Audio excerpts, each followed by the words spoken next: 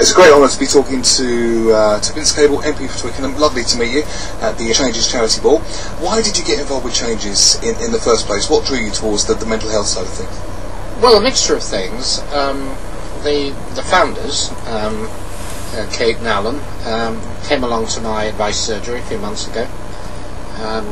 I get an awful lot of people coming to my advice surgery, mostly people who want help, but these were people who were not seeking help, they were offering it. They were setting up a charity to help people with alternative therapies, particularly psychotherapy, on a charitable basis. And I meet an awful lot of people who do need help, who can't get it, can't afford to pay a commercial rate, can't get help through the NHS because of waiting lists and lack of provision. And as it happens, I've campaigned on mental health issues over many years in Parliament. I saw mental health problems in my own family. My mother had a very bad breakdown, and I've seen all the stigma, all the problems around that, and I've always wanted to promote it. And this seemed to be a local charity focusing on an area where there's a real need, and in a very practical, hands-on way. So I'm here along the charity ball to give them a push and a bit of help.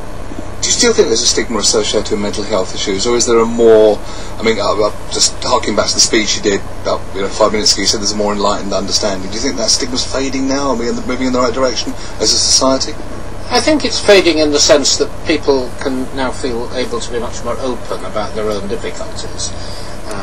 If somebody's had a breakdown, if they have stress, if they have a psychological condition, they can talk about it in a way that they weren't able to a generation ago.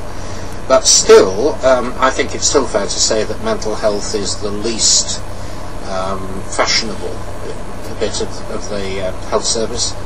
I've also seen cancer in my own family, but it's easy to get public sympathy for cancer charities or heart charities.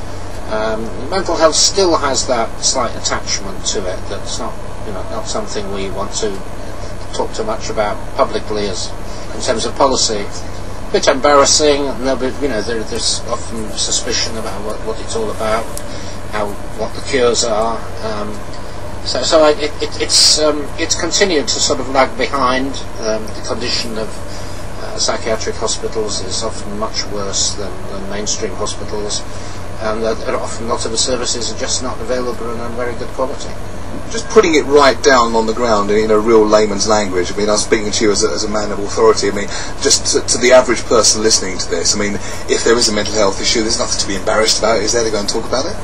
No, but there are lots of different kinds of mental illness. Of course, there are the classic cases like schizophrenia and psychotic conditions, which can diagnosed by a psychiatrist. But there are a lot of people have stress of different kinds.